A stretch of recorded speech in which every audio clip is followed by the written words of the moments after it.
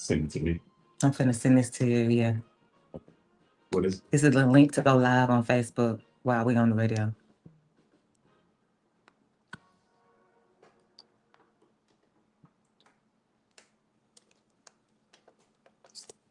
Yes, we coming in hot this morning. I don't have a song because I have something else that I want to play for you. So I'm going to reclaim that time right now. But I am so glad to be here on this day.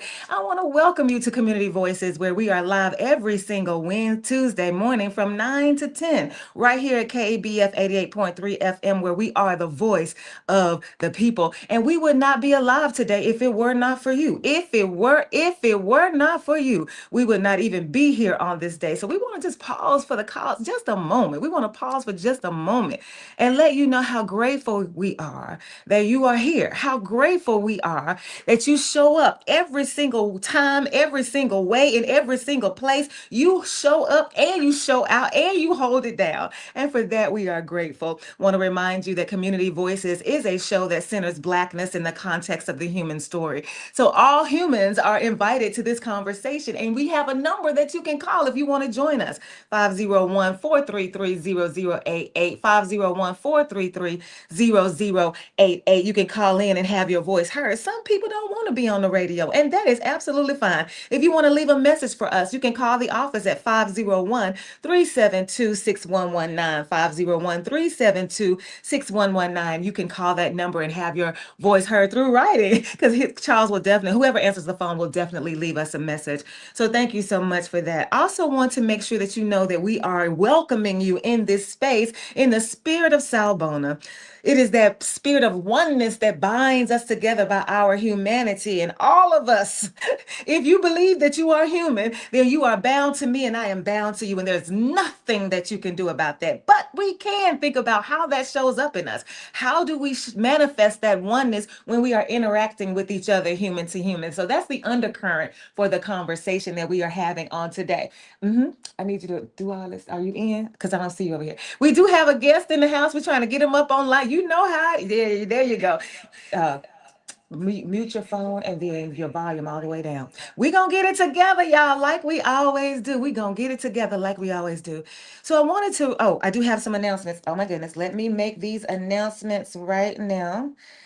One of the announcements you heard as we were coming on the air, it was on the automate system, and it's about Charlie E. Dates. Tonight, Charlie E. Dates is in conversation with Philip L. Pointer, and that's happening at 6:30 at on 12th Street, 5722 12th Street. That's where the church is, St. Mark Baptist Church. They're having a conversation, and the name of the book is "What Hath Justice to Do with Righteousness?" That's the question that is being asked, and that's the answer. That's the question that they're answering on this day tonight at 6:30.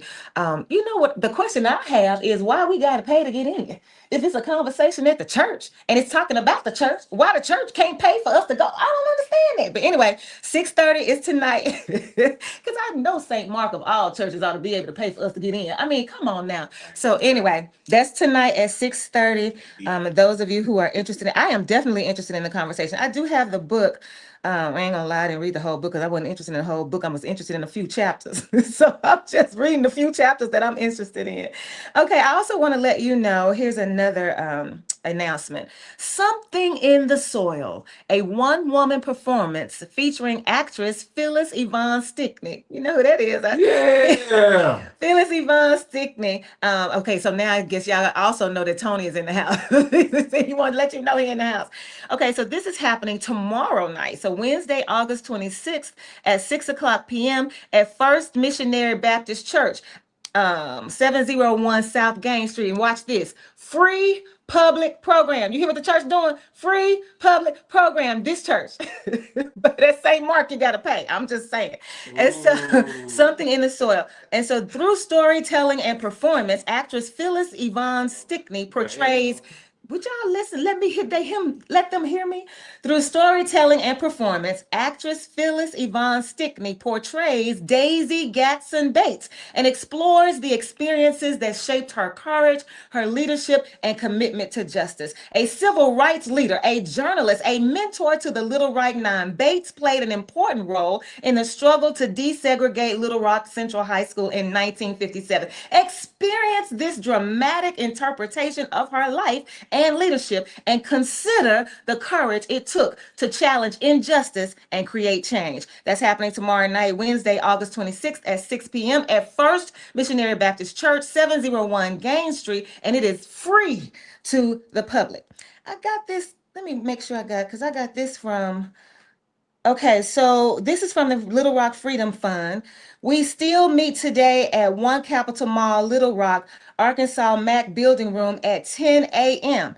Even if Colonel Mike Hagar refuses to answer questions from the caucus. Oh, okay. So this is about the Black caucus in the political realm, and they asked to sit down with the man who is over the trooper who punched Elisa in the face. And so they had asked him for a conversation. He agreed to it, but now he has backed out. And so we're still showing up. Those of you who are aware of this, they're still showing up at 10 o'clock at 10 o'clock this morning at One Capitol Mall to make sure that our voices are heard. And even if he does not, that's what the announcement is about. Even if he does not answer the questions, then we are still going to show up to make sure that they are aware of our righteous indignation about what happened to our young queen. Tony, I sent you a different link. So check that. Okay, let me see. What other announcements do I have for you today? I want to make sure that I get all of the announcements. It is Pledge Drive, and you can buy a watt. You can get 20 60-second spots for $150, and that price is only good during Pledge Drive. So if you want to pledge to KABF 88.3, this is FM. This is time to do it. You can do it anytime, but this is a designated time that we have for you to pledge to us. So you can show up like Virgil Miller, so you can show up like Garbo Hearn, so you can show up like all the people that pledge to us in this space. I think that's all the announcements that I have. I don't see any other. Tony, do you have any announcements for today? No announcements. No announcements from you. Okay. So so I want to I'm gonna bring you on the stage, Tony. Stage. Yeah. Ryan, I'm gonna bring you on the stage. Let me see. And there you are. Oh, do you have your camera on? Because I don't see you, Ryan. Make sure your camera is on. Your mute. You should be your microphone should be muted, but you should. Yep, there you go. So we do have in the studio Ryan D. Davis, the one that I call the right Ryan, the right Reverend. Why I call you that? Sometimes I'm the wrong one. No, you always the right. But you have to admit though, every time I see you, I say that no matter where you are, you know it's me, don't you? Every time. The right Reverend Ryan D. Davis in the house. We're going to have a conversation with him. Tony, I don't know. Have you greeted the people today? Have you greeted folks? I don't know. Did you greet Ryan? Did you greet us? I didn't greet the people. Can you please greet the people? Good morning. Good morning. I'm midway through my first cup of coffee, and so you're not. I hope my greeting is not too dry. Like I just did school drop off, and I'm ready for the day. It's Tuesday. Good morning, KBF. Yes, being a daddy, being a father, being a husband, being a king, being all of that already before you even drink your first cup of coffee. Ain't that something? So when in the spaces where I facilitate what they call courageous conversations, we usually take the time to do what's called a land acknowledgement. And what it is it's an opportunity for us to engage the people in the room around what has happened on this land. Because we're going to be talking about conversations that have been born, that have been birthed through what has happened to this land. And we always start the conversation with our First Nation siblings. I don't see you anymore. Our First Nation siblings. And so we talk about how they were forcefully removed from this land. And we talk about the fact that where you are standing and where you are sitting, even if you are lying down right now, the land where you are lying, sitting, or standing, that land is still that's where this is the same land that the First Nation people were removed from. That's what we talk about when we talk about the land acknowledgement. But my problem sometimes is that we begin the conversation with the First Nation people, and we also end the conversation with the First Nation people, which isn't fair to the Africans and the Black folks who have also had an impact on this land. The blood of our ancestors still runs warm under this land, wherever you are sitting, standing, or lying down, because we have not reconciled. We have not made we have not atoned for the sin of chattel enslavement. And so it's not fair to me to say we're going to make sure that we acknowledge our First Nation siblings, but then you don't acknowledge the African and Black siblings. So I'm going to take the time. I found this particular land acknowledgement through one of the loyal listeners. He sent it to me, and I think it is the best land acknowledgement I could ever come up with about Africans and Black folks. And so I want y'all to take a listen. That's why I didn't play a song, because I wanted to reclaim the time for this, especially in the face of the Right Reverend, because he knows all about what we're talking about right now. Let me see.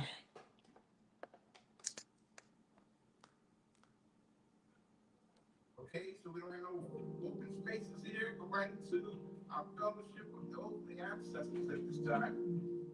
Okay, so I invite you to come along with us. Join in with us as we do the oath at this time. Come on, everybody. Oh, ancestors, Black and thousands of years, African ancestors, it is to you that we, your children, give respect and honor. Oh, ancestors, we call upon you, but welcome you in this place. African ancestors, let your presence fill this place. Oh, ancestors, let the purpose be excluded from the history books, so that the world would not know of your greatness. Our African ancestors, who gave civilization to the world. Our African ancestors, who gave the arts to the world. Our African ancestors, who gave music to the world. Our African ancestors, who gave the sciences to the world. Yes. Our African ancestors, who gave mathematics to the world.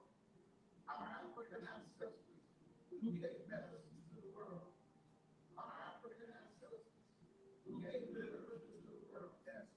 Our African ancestors, who gave philosophy to the world. Our African ancestors, who gave God consciousness to the world. Oh, ancestors, we thank you for the Lord in your life to make a future for us, your children, grandchildren, and great-grandchildren.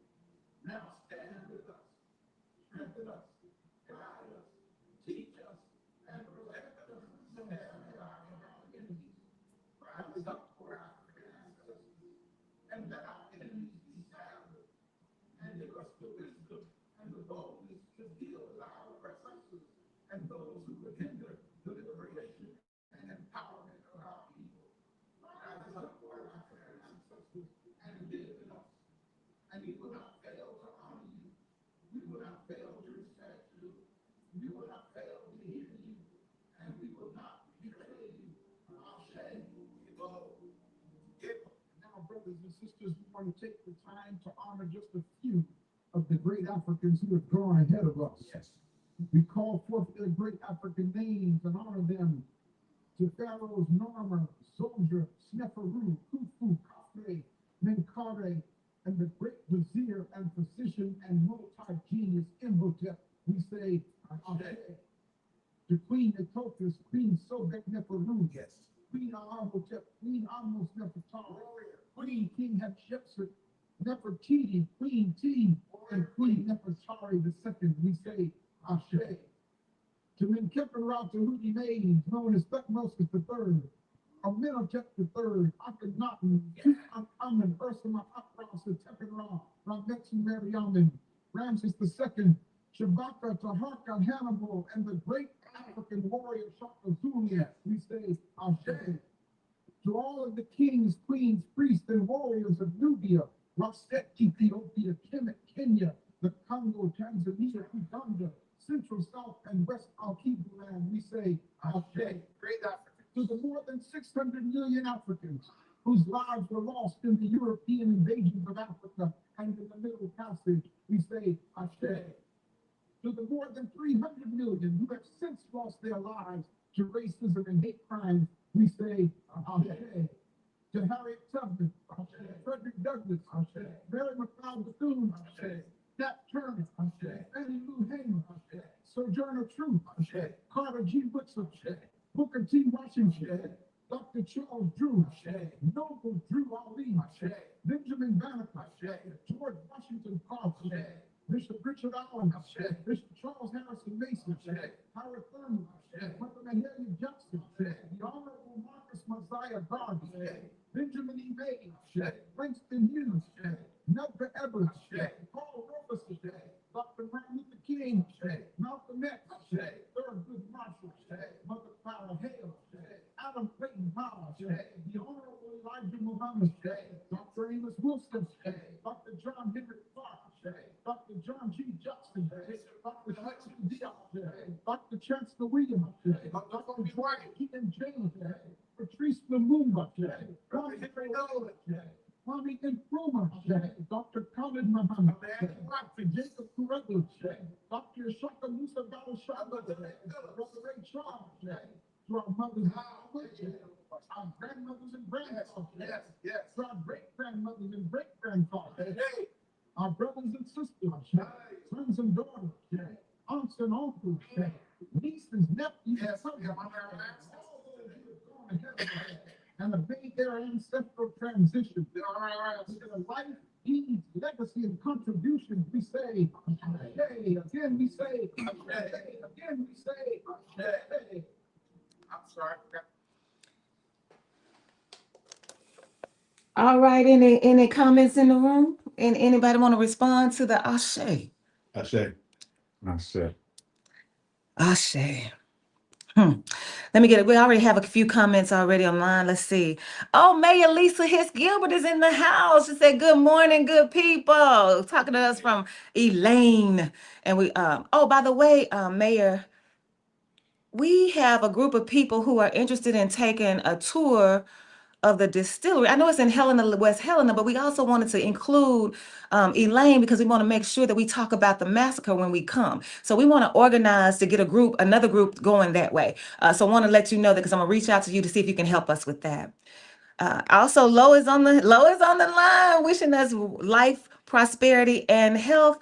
Wishing us life, prosperity, and health. And then here's one of the comments. He is stating the origin of the Nile Valley civilization, in which all of the world's civilization originated. Oh my goodness, let me say this again. He is stating, talking about the person on the YouTube, he is stating the origin of the Nile Valley civilization in which all of the world's civilization originated. That's what he's talking about. So Lo wanted to remind us of that. And so here's Carolyn Miles. Good morning, everyone. We are working together because Dorothy Moore is going to be here in Little Rock. So we working on that together because, you know, she's saying Misty Blue. Ah, I love Misty Blue. And so then, okay, so Mayor Lisa Hicks Gilbert said, let her know. Okay, we will absolutely, I'll be in touch. So I felt like it was worth the time. If we can take the time to listen to a song before we get into our conversation, and we can ground our conversation in song, we ground our conversation in the EJI tidbit, I felt like we could also ground our conversation in this land acknowledgement, because they were honoring the land in Africa, they were honoring the land here in America, they're honoring the ancestors, and I just felt like, yes, we ought to hear this. Don't y'all think so? And it's worth the time. I felt at first I was like, well, you know, this kind of long. I don't care how long it is. It's worth listening to. And what if we said that every day? What if we woke up every day and honored our ancestors? What if we woke up every day and honored ourselves? What if we celebrated all Black folks, even us in the mirror? What if we did that? I just believe that this world would be a better place, because I know I examine my beauty every single day. That's what I do I'm not gonna say every day. Every time I get out the shower, I beautify myself. And in doing that, I take the time with my body, every single part of it, to look at it and to rub it and to feel it and to even say, wait a minute, is this supposed to be here? Is this a knot? Like, that's what I do. And I don't think that many of us love ourselves enough to even stop and beautify ourselves, even stop and honor every inch of your body. And because we don't do that, we don't know how powerful even just our beauty, When you walk, my aunt and I were talking about this.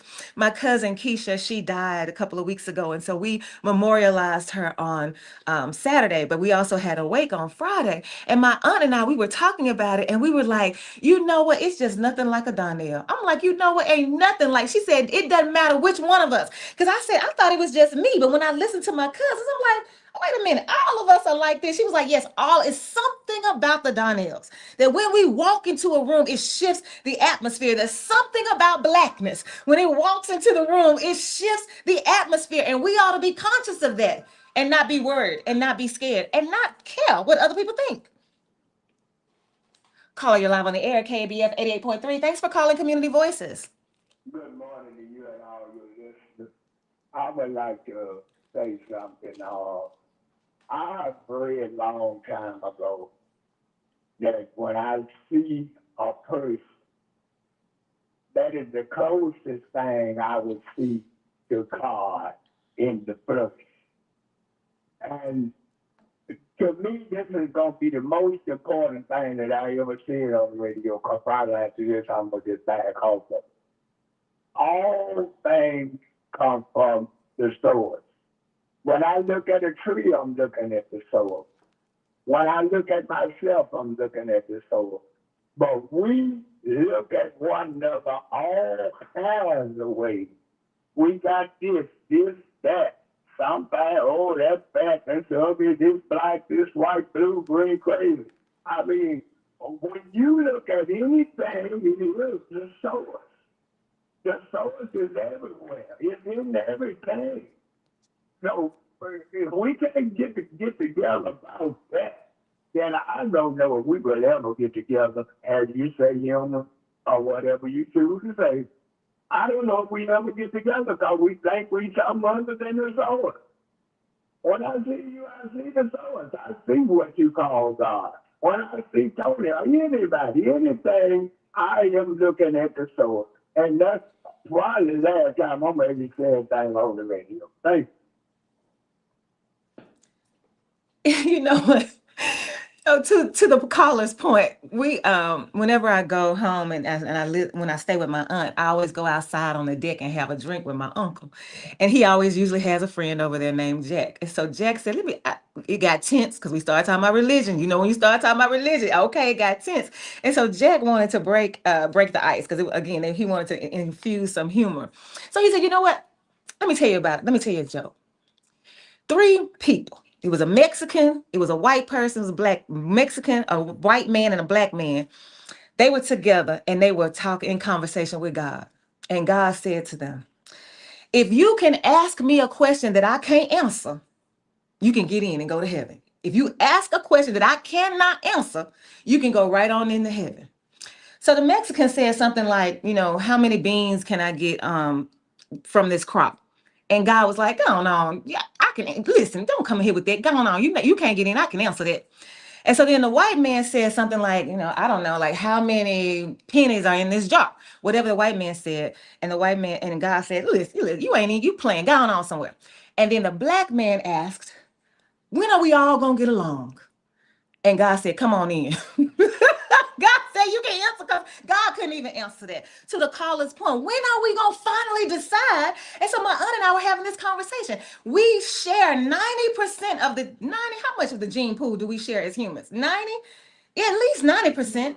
More, I think it's 99. It might be 95, but it's at least 90% of the gene pool we share as humans. So for you to think you're better, for you to think you're different, for you to think I'm inferior, it's just ludicrous. So when will we all get along? I don't know. Either one of y'all know? No. Come on, right, Reverend? What you be preaching to the people on Sunday? What you say? Here's Lo. Lo says, think of the spirit of the ancestors as energy. Energy cannot be created. Energy cannot be destroyed. It can only be changed from one form to another. And that's what Einstein said. Think of the spirit of the ancestors as energy. And Einstein quote, energy cannot be created or destroyed. It can only be changed from one form to another. And no other time did I realize that than when my mama's energy shifted. I changed my whole language behind it. She ain't dead. We talk about she dead. You know how we say dead and gone and stuff. No, she's just in a different form. And she is with me all the time. So the right reverend, when I think about you and when I think about your energy, when I think about when I see you, every time I see you, it's in some kind of movement space. I've never just seen you, chilling at a bar. I've never just seen you, just enjoying some food at a restaurant. I always see you in movement space. And you're not just in there taking pictures like somebody we know. You're not just in there to greet the people like somebody that we know. You are I see you. You carrying the chairs, you filling up the water bucket, you helping some lady to her seat. Oh, wait, what is it about that energy? Where did that come from? I think, well, and I have to acknowledge too that when you see me moving spaces, because you in moving spaces. 'Cause you be there. And that's why you see me there. Okay, that's fair. And so, I think, that's where we share kind of kinship. And, for one, I think all of us can acknowledge we inherited that from somewhere. I think about, my grandparents, Reverend Levi, and I call her Sister Viola Davis, the original Viola Davis. Not the original. The original Viola Washington Davis. And, they were, people who are always about some business. So they were church folks, and, my grandparents, they spent probably, 52 weekends out of the year. I imagine they spent at least 44 of those doing some sort of service within the context of the church, outside of Sunday even. And they were both also school teachers. My granddad was a school administrator, and both had careers that spanned over 45 years in Delta school districts around the state of Arkansas.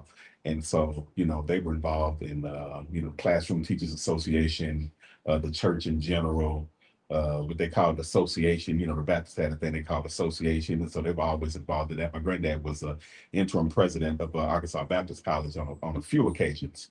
And I just want to say he would be really sad to see what's happening in the institution, unfortunately.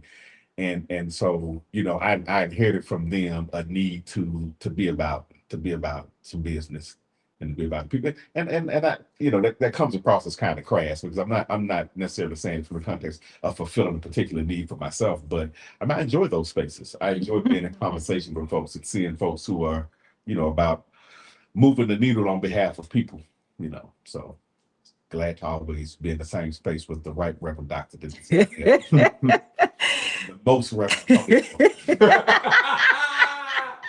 The most Reverend. Tony, do you want to say something about energy?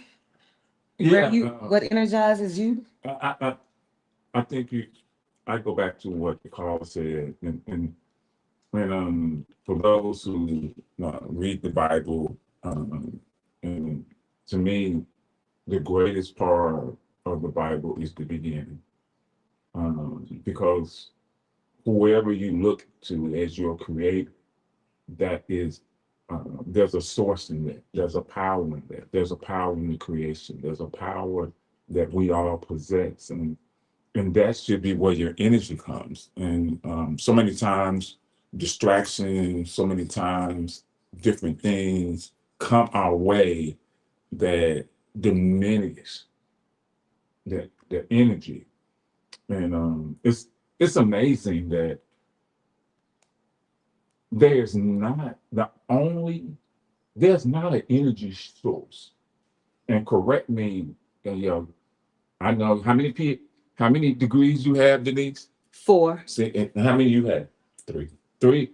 So I'm the low man on totem pole. I got a lowly one. No, indeed. But is there an energy that doesn't come from the ground, the atmosphere, the environment? I don't know of any energy that can be man-made, because even I thought about nuclear energy, but it's come from uranium and plutonium, which is in the ground. And so when you think about the energy that surrounds us and connects us, it's a powerful thing. So I do agree. I love listening to that piece that Denise played, because in the midst of hearing it, I could feel the energy.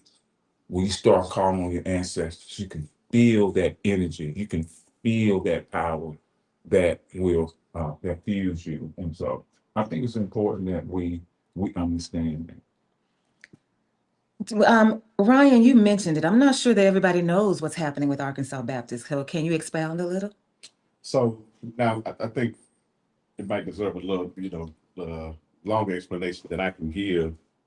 Arkansas Baptist has experienced probably over the past couple of decades, some issues with insolvency and accreditation and so on and so forth. And I mean, that really is kind of the condition of a lot of, especially smaller, historically Black colleges and universities. And, in this environment where, those schools are being divested from, doesn't make it any better. But anyhow, Arkansas Baptist was very recently fired its interim president, former State Senator Bill Walker. They said for cause, and so they did not really delineate what the cause was. Of course, the rumor mill says a lot of stuff. I mean, there's a discussion about, whether or not Arkansas Baptist should have gone into a deal to buy a property from its interim president. I mean, that's a relevant conversation. There's issues. I've heard alums and former administrators and concerned partners talk about the dissolution of the library at Arkansas Baptist. Yeah, and I don't want to speak to the credibility of that because I don't know for sure, but I've heard a lot of folks say, and I've seen people post online stuff about the dissolution of parts of, and then some people are saying the dissolution of the entirety of the library, and so Keep going. Keep on. just a matter of schools like Arkansas Baptist deserve some stability.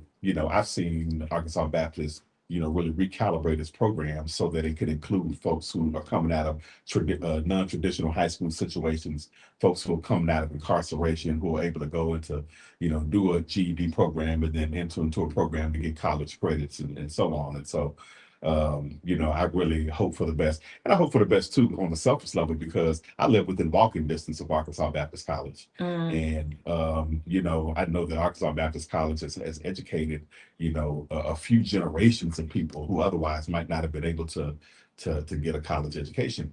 And so I just like I said, have a selfish concern for its stability in the community. And so I wish Dr. George Hertz, who has been named the interim president and who was interim president before. I wish him the best. And I know that in his previous tenures as interim president, he's been able to lend a certain level of stability because he comes from a college administration background. He was an administrator at Shorter College. He was in some administrative positions at UAPB. And so hopefully, they can get what they need. Yeah, and one thing that we talk about our ancestors and we talk about giving back, and so one of my college classmates, Dr. Pittia, I recently talked to him about 4 or 5 months ago. We talked about when he was president of Arkansas Baptist, and one of the things I asked him, have you given back? Yeah. Have you, because he has an extensive, background as a college administrator. Yeah. He has a lot of connections. And don't get me wrong, there was some great things he did for Arkansas Baptist, but there are some things that can be questionable. But the thing I always ask is, with all your experience, and he really, in a way, he really brought Arkansas Baptist out of a space to kind of get it going in the right direction. And my questions to him was, are you giving back? Are you offering your expertise? Are you coming in and say, hey, let me be a consultant? Because he always talked about his love for Arkansas Baptist. And I think sometimes, going back to what Denise was talking about in beautifying yourself, you got to have a love for yourself that supersedes everything else. So if you have a love for this entity, then part of your love should be that I want to make sure that the care of this entity is relevant and needs to happen. So I would like to see somebody like a Dr. Hill or someone else that's that's a former administrator, former alumni, whatever, come in and say, hey, I have some ideas that can happen.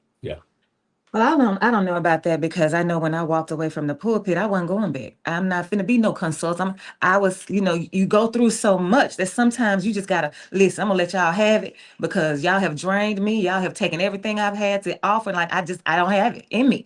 And so I don't think that he owes it to them. But yes, absolutely. If he wants to do it for sure. Here's what Lo says to this issue, Ryan, and I'm gonna pose this to you. Said, tell the truth. Bill sold his building on 16th and wrote himself the check. Let's quit sugarcoating stuff. Let me say this is what he says. Tell the truth. Bill sold his building on 16th and wrote himself the check. Let's quit sugarcoating stuff. Do you have a response to that? You don't have to have a response to that. I'm just asking. Look, I'm always for telling the truth and shame of the devil. I mean, I would say on a personal level, and I'm saying that, and I'm saying it this way because I realize I'm in a public space, and I'm not going to use your platform to make an accusation that I don't have proof of. Now, what we do have proof of was that a building owned by an interim president of an institution was bought by that institution. Personally, I think that sounds like double dipping. That's my personal opinion of what happened there. And so I just want to say I agree with the commenter, that there is truth in the idea that, I mean, imagine if your pastor decided to start selling plates out the fellowship hall every Sunday. And so, Well, here's the thing, or sold his house to you and said, this is the parsonage now. Here's the thing. That's the culture that we are in now. That's the culture we're in. I mean, the administration of this country, Absolutely, do it every day. I'm buying and selling this office, this position, and then we start to see whether it's the church. A few years ago, me and Denise had this conversation about a pastor I know who sold the church, kept the money. I've heard of that before too. Yeah, I'm talking about in a Methodist denomination. I've heard it before, which is all the way. Yeah, and you look at that, it said it's almost like, well, I think the question becomes about morality and ethics. If in a business sense, you can't be mad because that's what business do. But is it ethical? Is it moral? And how can you stand on you can't say that you're an ethical, moral person, but you're doing some business that creates a doubt of your ethics and your morality. So I don't know. So Lo responds to you. Lo says, although that may be the culture, an individual always has a choice. True. Although that may be the culture, an individual always has a choice. I thought you were gonna say the culture is that we sugarcoat stuff. That's what I thought you were gonna say. Not so much about the wheeling and dealing. And yes, I agree with everything you said, but I feel like that's also the culture, and that we do it with ourselves too, where we lie to ourselves about things, or we try to put lipstick on a pig or whatever, and then we want to call it something else. And you see it all the time on Facebook. That's pretty much, if you ask me, that's what Facebook is. Y'all lying, trying to sugarcoat your life. And we all, and then if the person knows you, we know you lying. Anytime somebody call me and tell me something about my brother on Facebook, I said, I'm not looking at that mess. I'm not. So I thought that's what he was gonna say. But Charlie E. Dates tonight is going to be in conversation with Philip L. Pointer. Let's talk about Philip L. Pointer for a minute. Have y'all heard the book, The Ethical Slut? No. The book is called The Ethical Slut. One of his former assistant pastors got involved with one of the members, sexually involved. They were having a relationship. And he told her to read The Ethical Slut, because The Ethical Slut is really kind of like this guide to being polyamorous, this guide to having more than one lover and what that means. Because this assistant pastor was married. And so he's trying to help her see how this could work. Even though he's married, let me show you how this could work. Because if you polyamorous, you can have many loves. That's what polyamorous means, many loves. And so he's explaining it to her. So she ends up killing him. And so they had the whole trial. As part of the trial, it comes out that, about the book, but also he would say to her, if anything happens to me, call the doctor. If anything happens to me, call the doctor because he knows. Who was the doctor? Philip Pointer. That's who the was. So you know that your assistant pastor is having an adulterous affair with somebody, and you holding him down. Don't call. He says to her, "Don't call anybody else but the pastor, who is Philip Pointer, whose church they're having this conversation in about the book that says what has righteousness to do with justice." I'm like, wait, what now? And then you charging people to come to the church to hear about this conversation. And so this man in this book, Charlie E. Dates, he talks about the Black church and how pivotal we are, the Black church and how critical we are to Black Americans because of how the work that we've done, historically the work that we've done. So my question to you, the right Reverend Davis, is do you believe that the church of today is still that church that he's talking about, where the pastors preached with conviction, where the pastors were willing to be on the front line, where the pastors were willing to sacrifice anything and everything they could for the people? And not all of them, you know I'm not talking about all of them, but the ones who did. Do you feel like that's the same church we're working with today? Well, I want to preface it by saying that, I'm certainly, I have a certain opinion about the church in general, but I have it from a perspective of, I'm a legatee of the Black church, the Black church that sustained generations of Black people. But I think, again, in the spirit of telling the truth, the shame of the devil, the Black church, as we see it today, is not the same one that my grandfather came out of or that my grandparents came into. A church where somebody who's been called boy all weekend could come into and be called brother, be called son. A church where, there was some sort of centrality. I mean, most churches today, I'll note that, well, let me pull back and say that, a study done years ago by C. Eric Lincoln talked about the fact that, up until about the mid 70s, most Black folks lived within 5 miles of the church that they attended. And then a plurality lived within a space that could be considered walking distance. And he said walking distance to him was about a 20-25 minute walk or less. Okay. And so make a mile or so. Yeah. And so that's not the case today. A lot of these churches, folks drive in from exurbs and suburbs and other parts of the city, and then they flee the inner city church when Sunday is over. And there's not a lot of activity anywhere in between, especially not that which involves the rest of the community. And so I think the church is off the square. Off, and when I'm saying the square, I mean that in kind of a couple of metaphorical terms. Off the square, like folks used to say colloquially, but off the square in that it is no longer a town square space. It's a space where things are unnecessarily monetized. It's a space where there's no connection to community and so on and so forth. And I don't want to say this because I know folks will say, well, not my church. My church is this. Well, that's why I said not all. We can never say it's all. There's no absolute. I can point to several churches and stuff like that or whatever. But and I won't point to any in particular. But I think people will parse about why we've lost or we've lost and or have potentially lost a generation and a half of people from the Black church in particular. And people will say that maybe it's unrighteousness, maybe it's the influence of the devil. They would blame everything on the devil. Everything. And the devil got more power than you do. But I think some of the reality is the church has lost its relevance to a lot of folks. I know some very thoughtful folks who grew up in church. I'm talking about like church folks who know the hymns and know the scriptures and all that, who still believe. Good friend of mine lives in Washington, D.C., came out of a Baptist tradition where his brother is a 5th generation Baptist pastor in the state of Texas. They big church folks. He lives in D.C. and he says, well, for one, the church does not accept me because I'm a gay man. And then for two, I find better fellowship in brunch with my friends every Sunday than I have in any church that I've been to. Now he started going to Alfred Street, which has under the leadership of Reverend Wesley and I might be saying his name wrong, has really expressed the affirming, has really become an affirming church. But he still has a level of skepticism about church, which I completely and totally understand. And I think the church needs to get off this high horse and condemning folks who have that skepticism. It's rather way back to people, and not people figuring their way back to church. Church needs to figure its way back to the people. I've been thinking about this a lot for a long time, and I've been trying to trace back to when we lost that. When did we lose being the town center of Black life? Because in the book, in the introduction, he talks about these pastors, and he talks about what they've done and how long they've done it, and he names some folks.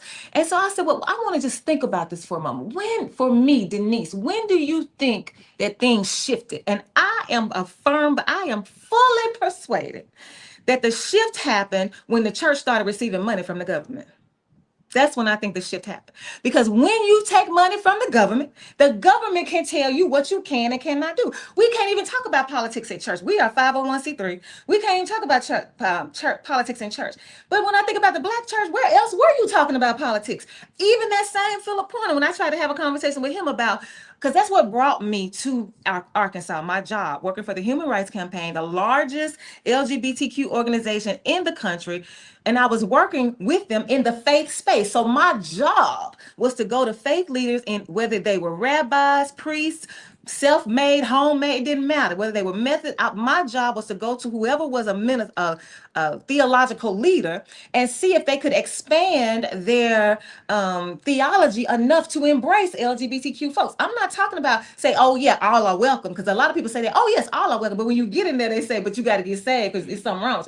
And so that is that's what brought me here. And that's what I feel like, that's what happened. So now that the money, you getting grants from the government to do your work in the mid, and so you can only do what the grant allows you to do. So that means you're not being real, you're not being true, you're not being relevant, you're not keeping your hand on the pulse of the people because you're too busy trying to satisfy all of what the government wants you to satisfy. It's really unfortunate because they don't want, folks don't want to have that conversation. There's a ministerial group kind of burgeoning. You're familiar with it. We met recently, and there was an opportunity presented by some Black church folks to that group about taking money from the state of Arkansas to do some particular set of programs.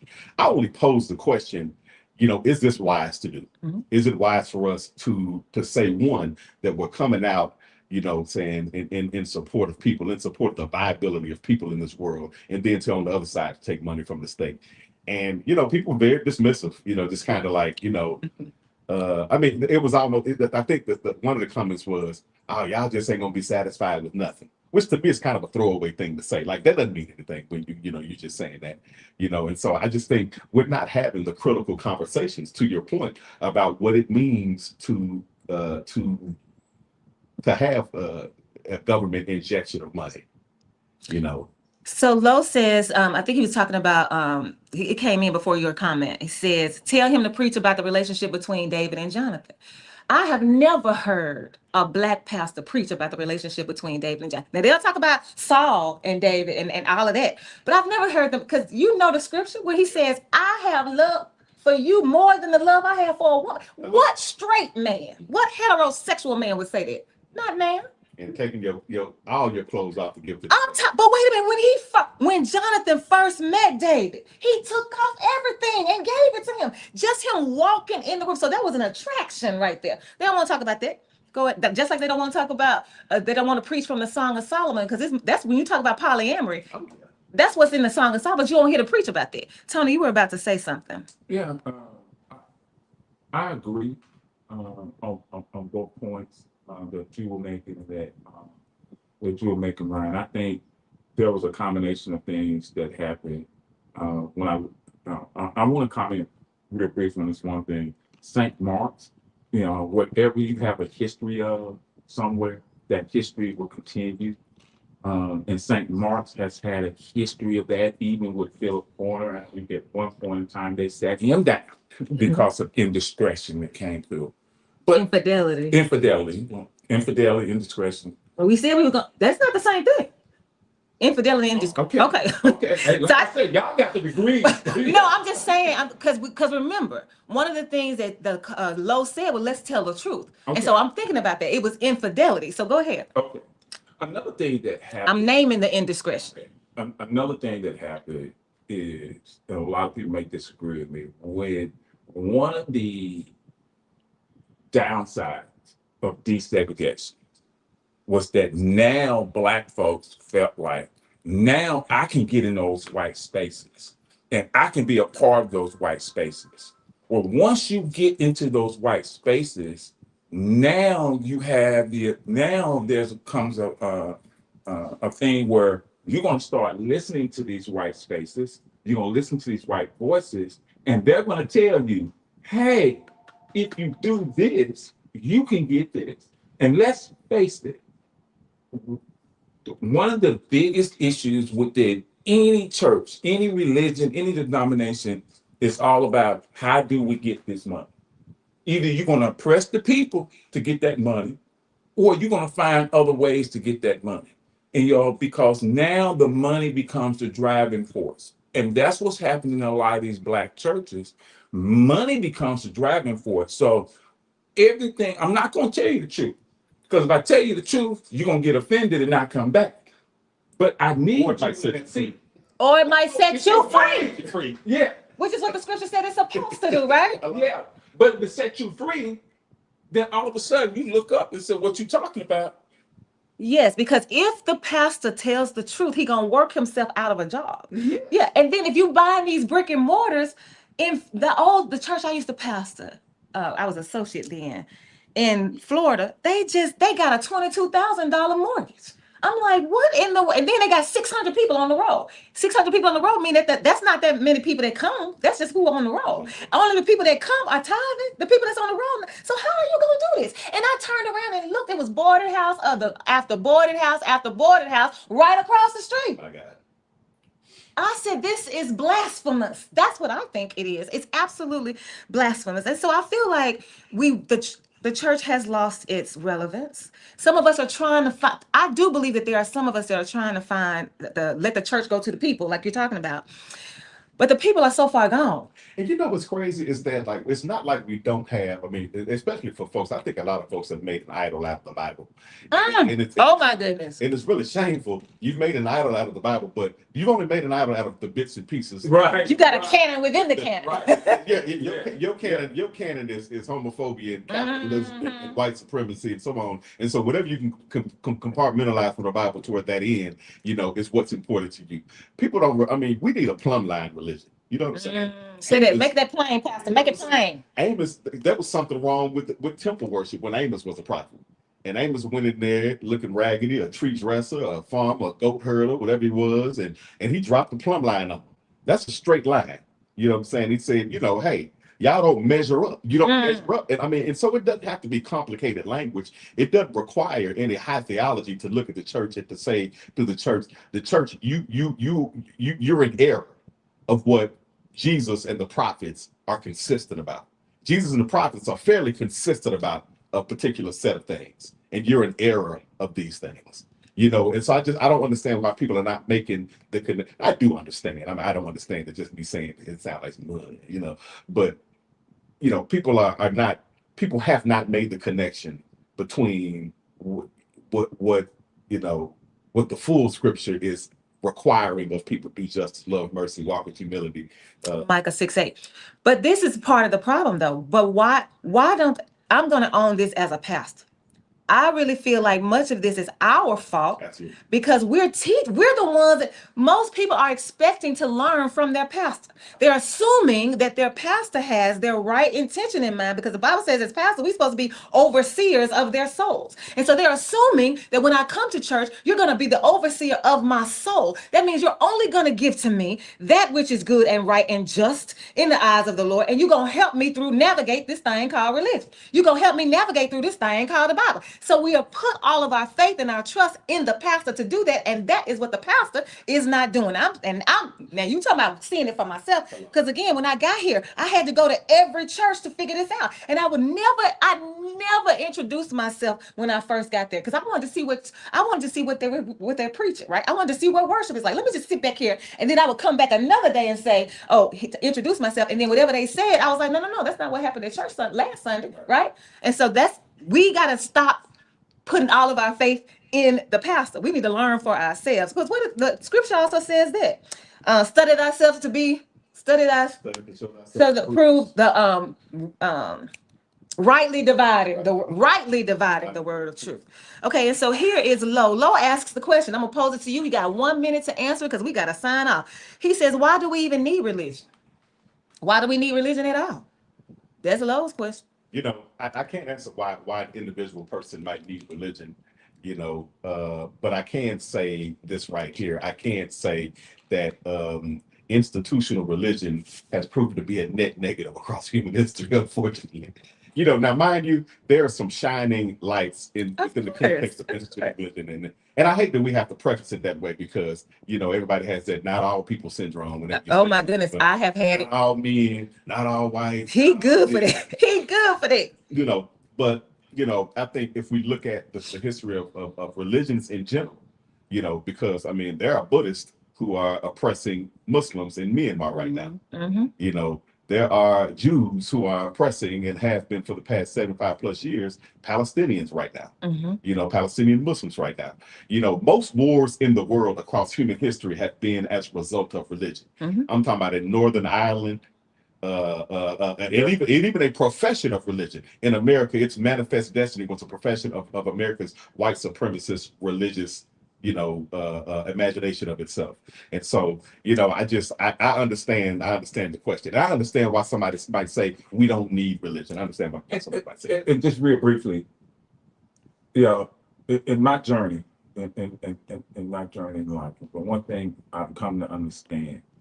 The word religion carries too much weight. It shouldn't be about religion. It should be about your spirituality. And because we put religion there, it's almost like you are trying to make